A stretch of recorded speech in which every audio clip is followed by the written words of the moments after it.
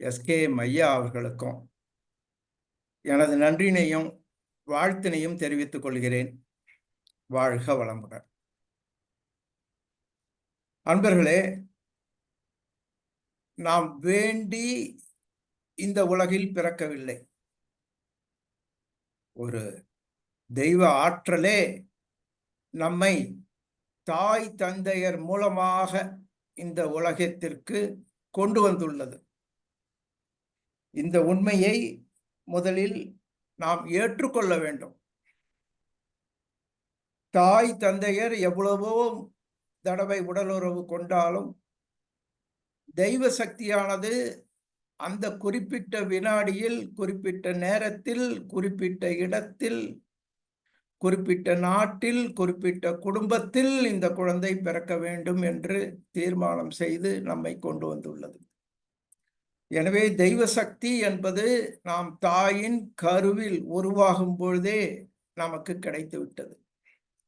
அந்த தெய்வ சக்தி தான் வாழ்நாள் முழுவதும் நம்மோடு இருந்து கொண்டு கடைசி மூச்சு வரை நம்மை வாழ வைத்துக் கொண்டிருக்கிறது. இந்த உண்மையை நாம் எப்பொழுதும் மறக்கவே கூடாது.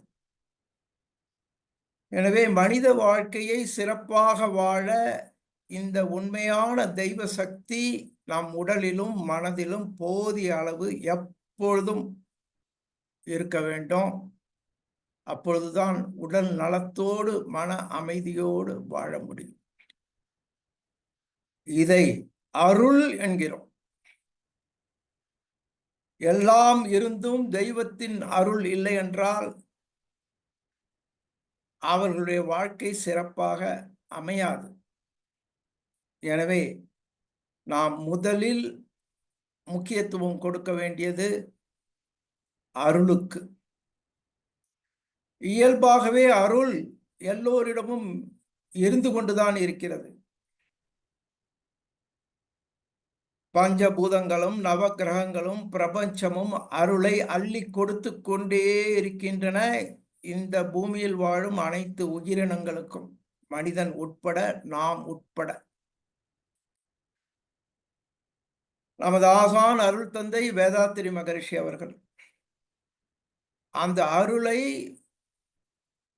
முழுமையாக ஏற்றுக்கொள்ளக்கூடிய தவங்களை, உயர்நிலை தவங்களை நமக்கு அளித்து காந்த தத்துவத்தின் அடிப்படையில் அளித்திருக்கிறார்.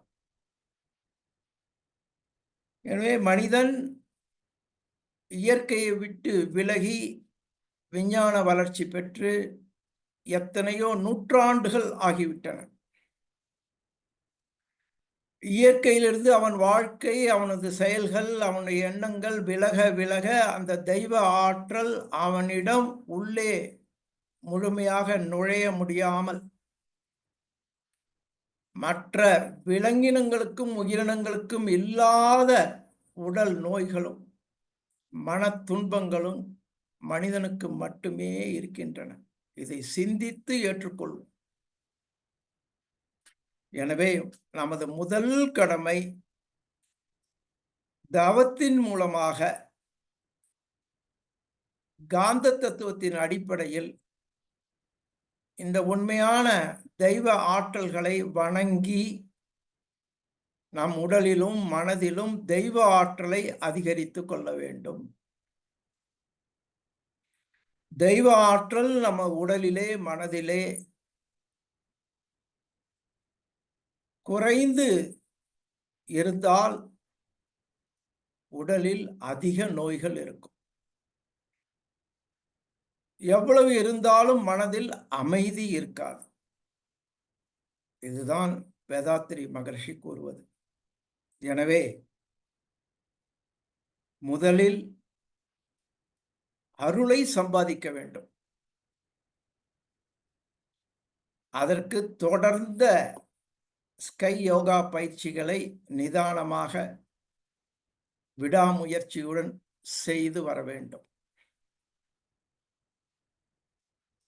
ஆனால் அருள் மட்டும் இருந்தால் போதுமா என்றால் மனிதன் மற்ற விலங்குகளைப் போல இல்லாமல் சமுதாயமாக வாழ்கிறான்.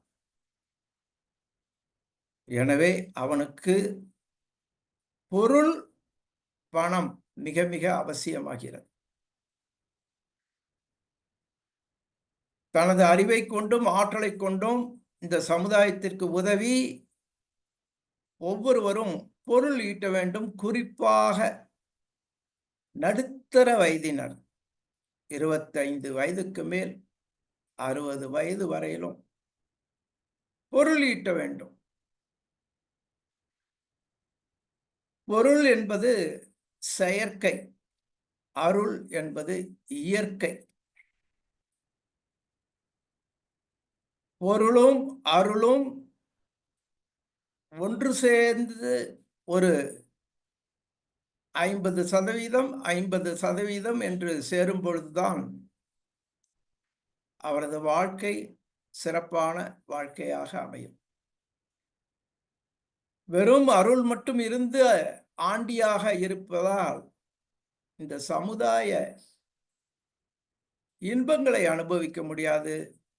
குடும்பத்தில் அமைதி இருக்காது. மகரிஷி கூறுகிறார், குடும்பத்தில் அமைதி இருக்க உடல் நலமும் மன வளமும் பொருள் வளமும் மிக மிக அவசியமாகும். பொருளை ஈட்டும் பொழுது அது அருளை கெடுத்து விடக்கூடாது. அதாவது நமது வாழ்க்கையை சிறப்பாக வாழ்வதற்கு, இயற்கை துன்பங்களை போக்குவதற்கு கூட பொருள், பணம் தேவையாக உள்ளது. பசி இயற்கை துன்பம், தாகம் இயற்கை துன்பம், உடலில் உள்ள கழிவுப் பொருள்களின் வெளியேற்றம் இயற்கை துன்பம், வெட்பதட்ப ஏற்ற இறக்கங்கள் இயற்கை துன்பம். இதற்கு மனிதனுக்கு அடிப்படை தேவையான உணவிலும், நீரிலும், ஆடைகளிலும், வீட்டில் தங்குவதிலும் நிறைவு பெற வேண்டும். இதற்கு நிச்சயம் பொருள் தேவையாக இருக்கிறது. மகரிஷி 5 ஒழுக்க பண்பாட்டில் அவரவர் உழைப்பின் மூலம் பொருள் ஈட்ட வேண்டும் என்பதை வலியுறுத்துகிறார்.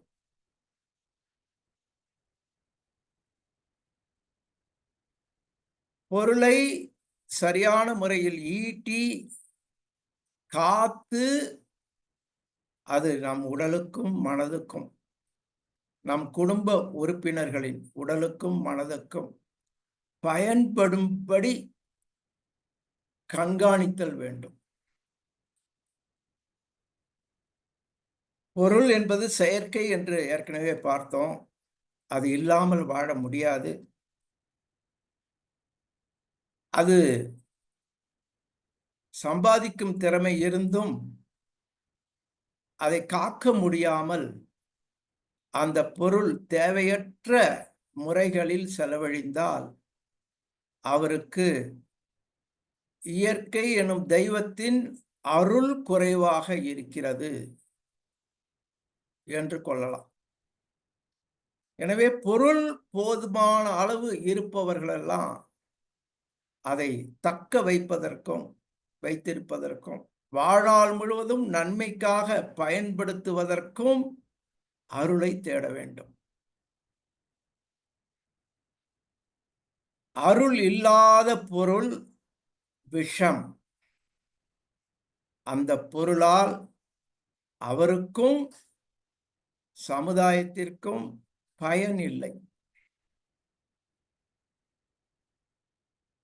எந்த பொருள் ஒரு மனிதனின் உடல் நலத்தை உயர்த்துவதற்கு பயன்படுகிறதோ, மன வளத்தை உயர்த்துவதற்கு பயன்படுகிறதோ, குடும்ப அமைதியை உயர்த்துவதற்கு பயன்படுகிறதோ அது அமிர்தம். எனவே நாம் மிகவும் ஜாக்கிரதையாக இருக்க வேண்டும். பொருளை தேடுவதே வாழ்க்கையாக மாறக்கூடாது. பொருளை தேடும் பொழுது நம் உடலும் மனதும் மிக அதிகமாக வருத்திக் கொண்டு அதை செய்யக்கூடாது. மகரிஷி அவர்கள் நிறை செல்வம் என்று கூறுகிறார்கள். நிறைய செல்வம் என்று கூறவில்லை. வார்த்தைகளை கவனிக்கணும்.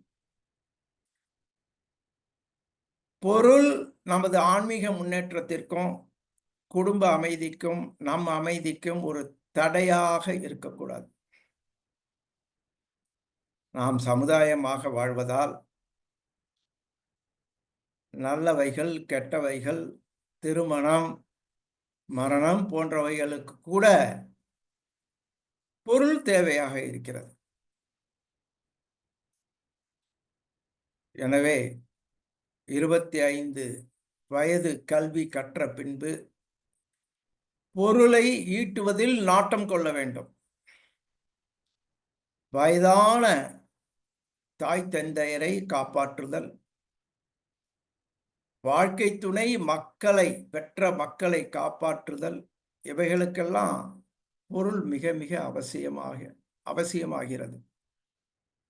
எனவே எந்த காலத்திலும் நாம் பொருளை வெறுக்கக்கூடாது. போதும் என்றும் நினைக்கக்கூடாது. நல்லவர்கள் கையில் இருக்கும் பொருளானது அவருக்கும் அவர் குடும்பத்திற்கும் சமுதாயத்திற்கும் பயன்படும். எனவே அருளை ஈட்டுகிறேன் என்று தொடர்ந்து தவ பயிற்சிகளை செய்துவிட்டு பொருளை வெறுப்பது சரியாகாது. ஏனென்றால் நம்மை நம்பி வாழ்க்கை துணை, பொதுவாக மனைவி இருக்கிறார்கள், குழந்தைகள் இருக்கின்றன, தாய் தந்தையர் இருக்கின்றார்கள். எனவே நமது அறிவை பயன்படுத்தி அனுபவத்தை பயன்படுத்தி எவ்வளவு வேண்டுமானாலும் பொருள் ஈட்டலாம். அதற்கு ஒரே கண்டிஷன், அந்த பொருளை ஈட்டும் செயலில் ஈடுபடும் பொழுது நம் மன அமைதி மிக அதிகமாக கெடக்கூடாது, உடல் நலமும் கெடக்கூடாது.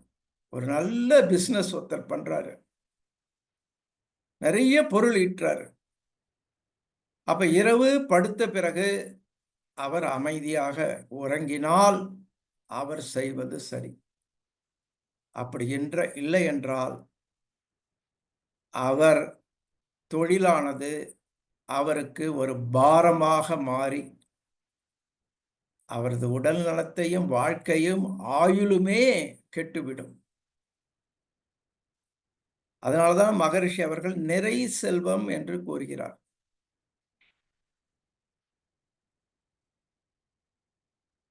எவ்வளவு பொருள் வேண்டும் என்பதற்கு மகரிஷி அவர்கள் கூறுவது 1989 ஒரு ஸ்பீச் அதில் கூறுகிறார், சொற்பொழிவில். பொருளாதார ஏற்றத்தாழ்வே இந்த உலகத்தில் அமைதி இன்மைக்கு காரணம். குடும்பத்தில் பொருளாதார ஏற்றத்தாழ்வு, உறவினர்களுக்குள் பொருளாதார ஏற்றத்தாழ்வு, சமுதாயத்தில் பொருளாதாரத்தில் ஏற்றத்தாழ்வு, நாட்டிற்குள் ஒரு நாடுக்கும் இன்னொரு நாட்டுக்கும் பொருளாதாரத்தில் ஏற்றத்தாழ்வு. இது எவ்வளவு அதிகமாக இருக்கிறதோ அந்த அளவுக்கு அமைதி கெடும். எனவே பொருள் உள்ளவர்கள் ஈகை என்கிற விதத்தில் தான் ஈட்டும் பொருளில் 1% இந்த சமுதாயத்திற்காக முன்பின் தெரியாதவர்களுக்கு, தனது உழைப்பால் வாழ முடியாதவர்களுக்கு, அனாதைகளுக்கு, வயதானவர்களுக்கு உதவ முன்வர வேண்டும். மகரிஷி அவர்கள் கூறுகிறார், ஒரு தனி மனிதன் சிறப்பாக வாழ்வதற்கு 2 கோடி பணம் இருந்தால் அதற்கு வட்டி கணக்கு கூட அந்த சொற்பொழிவில் கூறுகிறார். மாதம் இவ்வளவு வட்டி வரும். அதை வைத்துக்கொண்டு அவர் குடும்பம் நிறைவாக வாழலாம். அதற்கு மேல் உள்ள செல்வத்தை எல்லாம் செல்வந்தர்கள் சமுதாய நற்பணிகளுக்கு செலவிட வேண்டும். இப்படி செய்யும் பொழுது மனித மனமானது ஏற்றத்தாழ்வின்றி அந்த நாடே அமைதியுறும் என்று கூறுகிறார். நமக்கு எல்லோருக்கும் நன்றாக தெரியும், மகரிஷியின் வாழ்க்கை விளக்கம் நூலை படித்து பார்க்கும் பொழுது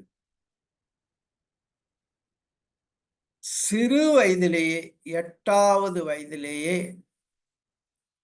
ஏழ்மையை போக்க வேண்டும், அதற்கு என்ன வழி என்று சிந்தித்து பள்ளிக்கூடம் செல்வதை நிறுத்தி தந்தையின் தொழிலான நெசவில் ஈடுபட்டு பொருளாதாரத்தில் முன்னேறத் தொடங்கினார். கிட்டத்தட்ட ஒரு 20க்கும் மேற்பட்ட தொழில்களை செய்துள்ளார். பால் வியாபாரம், புக் பைண்டிங், அவர் செய்யாத தொழிலே இல்லை என்று கூறலாம்.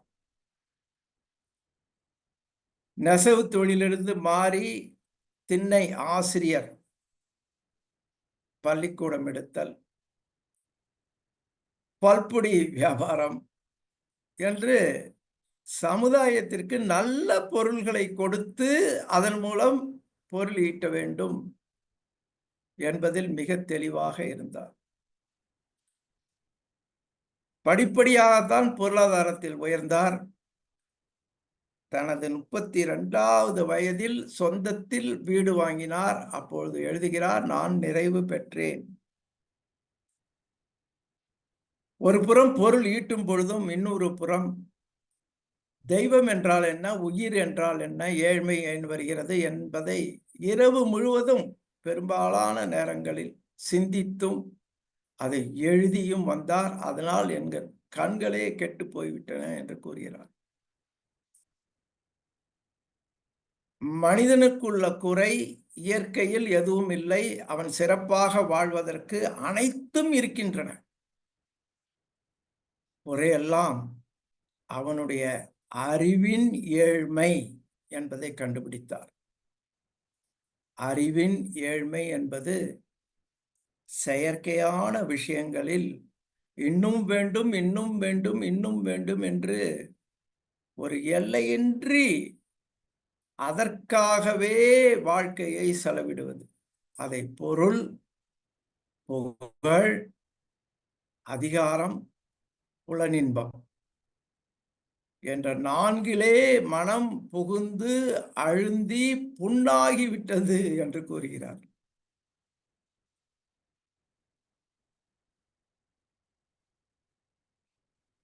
எனவே நாம் பொருள் ஈட்டத்தான் வேண்டும், அது கடமை என்கிற முறையில் வருகிறது. நிறைய அன்பர்கள், இளைஞர்கள் குறிப்பாக நமது மனவளக்கலைக்கு வரும்பொழுது வெவ்வேறு கவிகளையும் பாடல்களையும் படித்துவிட்டு பொருள் வாழ்க்கைக்கு தேவையில்லை என்று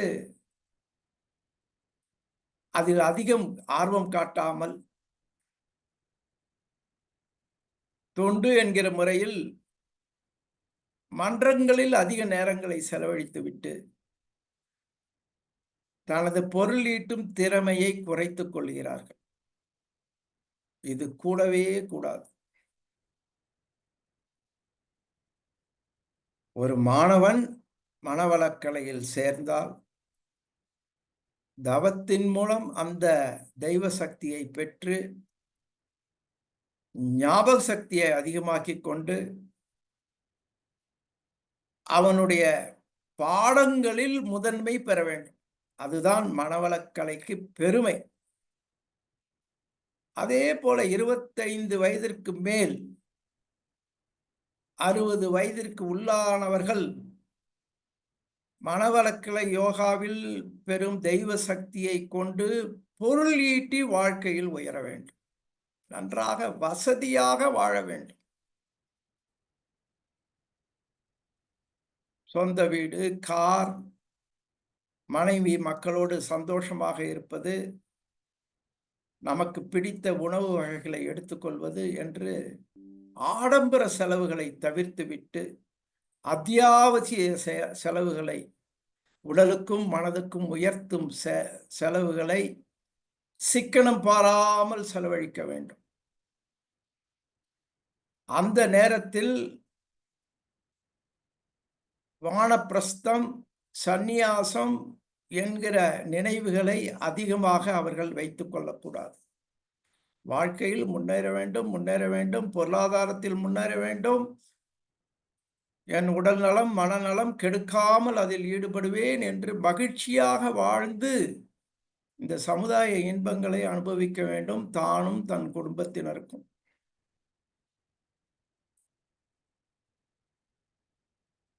அதற்கு மேற்பட்டு 60 வயதுக்கு மேற்பட்டு கொஞ்சம் கொஞ்சமாக இந்த பொருளாதார பற்றிலிருந்து விடுபட வேண்டும். மனம் அதற்கு ஏற்ப பக்குவம் அடைந்துவிடும். பொதுவாக அவர்களுடைய தாய் தந்தையர் வயதாகி இருப்பார்கள் அல்லது மரணித்திருப்பார்கள். குழந்தைகள் எல்லாம் வளர்ந்து திருமணமாகி அவர்களுக்கென்று ஒரு வேலை, குடும்பம் என்று வந்துவிடும். அப்பொழுது 60 வயதிலிருந்து 70 வயது வரையிலும் கொஞ்சம் கொஞ்சமாக அந்த பொருளை ஈட்டுவதிலிருந்து கொஞ்சம் கொஞ்சமாக விடுபட்டு பிக்ஸட் அசெட் என்று சொல்லப்படக்கூடிய அந்த சொத்துக்களை எல்லாம் சரியாக பங்கு பிரித்து தானும் அமைதியாக வாழ, தன் குடும்பத்தினருக்கும் அதை கொடுத்துவிட்டு மனதை அமைதியாக்கிக் கொள்ள வேண்டும். தொண்டிற்கு பழக வேண்டும்.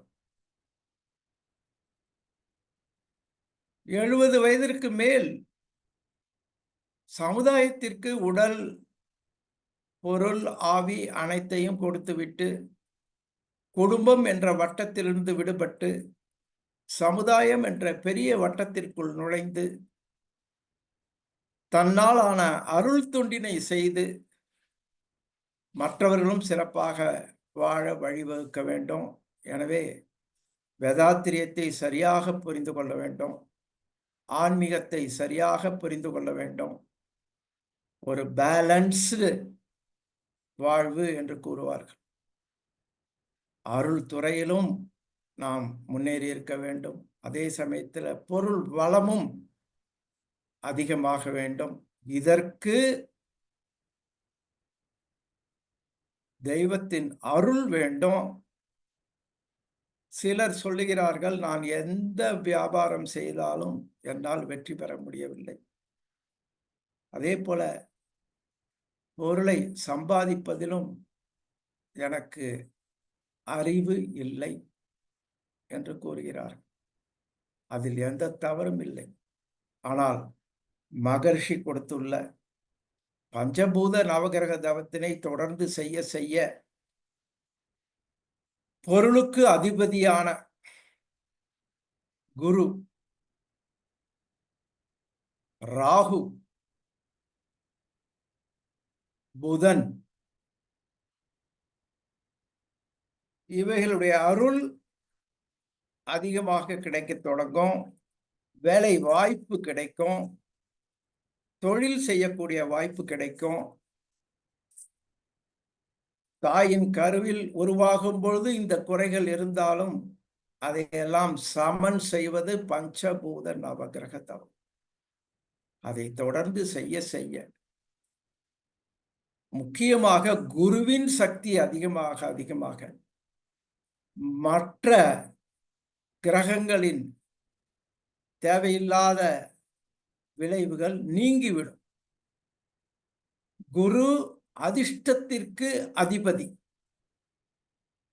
ஒரு பெண் வறுமையான குடும்பத்தில் பிறக்கிறார், வாழ்ந்து கொண்டிருக்கிறார். என்ன முயன்றும் அந்த வறுமையிலிருந்து பெரிதாக விடுபட முடியவில்லை. ஆனால் தொடர்ந்து தவத்தின் மூலமாக இந்த குரு அருளும் ராகுவின் அருளும் புதன் சுக்கிரன் அருளும் போதிய அளவு வரும் பொழுது அந்த பெண்ணிற்கு நல்ல வசதியான இடத்தில் திருமணம் நடக்கும். ஒரு கார் வாங்க வேண்டும் என்று நினைக்கிறோம் என்றால், நாம் முயன்று உழைத்து வாங்குவதற்கு வயது இல்லை என்றால், அந்த தவ ஆற்றலானது நம்முடைய மகன்கள் கார் வாங்குவார்கள். அதில் நாம் நினைத்த மாத்திரத்தில் செல்ல முடியும். அதுபோல வந்துவிடும். எனவே நாம் மூலத்தை பிடித்துக் கொள்ள வேண்டும். அதே சமயத்தில் உழைக்கவும் வேண்டும். இந்த இரண்டும் இணையும் பொழுதுதான் அருள் வாழ்க்கையும் பொருள் வாழ்க்கையும் நிறைவாக அமையும். இதையெல்லாம் மகரிஷி அவர்கள் விஞ்ஞானமாக கொடுத்திருக்கிறார்கள். எனவே இதை பயன்படுத்தி மகரிஷியே எவ்வளவோ கஷ்டப்பட்டு தான் பொருள் துறையில் முன்னேறினார். ஆனால் அதே சமயத்தில் அருள் துறையிலும் முன்னேறி 50வது வயதிலேயே சந்நியாசம் என்ற நிலைக்கு வந்துவிட்டார். சங்கல்பத்தில் இந்த உலக மக்கள் உயர்வடைய மனதால் உடலால் ஆன்மீக பயிற்சிகளை, குண்டலினி யோக பயிற்சிகளை அளிப்பேன் என்று தனது உடல் பொருள் ஆவியை 50வது வயதிலேயே இந்த சமுதாயத்திற்கு தந்துவிட்டார். அப்பொழுது அவருடைய எண்ணமானது உலக நன்மைக்காக மாறியதால் இயற்கையானது அவரது பொருளாதாரத்தில் மிகப்பெரிய சரிவை ஏற்படுத்தி அருள் துறைக்கு அவரை ஈர்த்து கொண்டது. அந்த தனி மனிதனுக்கு வேண்டிய இருக்க இடம், உண்ண உணவு இவைகளை அந்த சமுதாயமே கவனித்துக் கொண்டது. அதற்கு மாறாக 24 மணி நேரமும் சமுதாய சிந்தனையாக வாழ்ந்து கடைசி வரையிலும் தன்னுடைய கருத்துக்களை நூல்களாக வெளியிட்டு இந்த சமுதாயத்திற்கு நன்மை புரிந்து உள்ளார்கள். எனவே மகரிஷியின் வாழ்க்கையை ஒரு உதாரணமாக எடுத்துக்கொண்டு நாம் முடிந்த வரையிலும் அருளையும் பொருளையும் சம தராசில் சமமாக வைத்து இரண்டிலும் கவனம் செலுத்தி ஒன்றினால் ஒன்று உயர்வு அடையக்கூடியதாகவும் அதே சமயத்தில் ஒன்றினால் ஒன்று கெடாதவாறும் கண்காணிப்புடன் வாழ்ந்து அனுபவித்து வாழ்ந்து பிறரும் அனுபவிக்க மனவளக்கலையை இந்த சமுதாயத்திற்கு கொண்டு சென்று உதவுவோம் என்று கூறி இந்த நிகழ்ச்சியை நிறைவு செய்கிறேன். சந்தேகங்கள், ஐயங்கள் இருந்தால் ஒரு 10 நிமிடம் அதை விளங்கிக் கொள்வோம். வாழ்க வளமுடன்.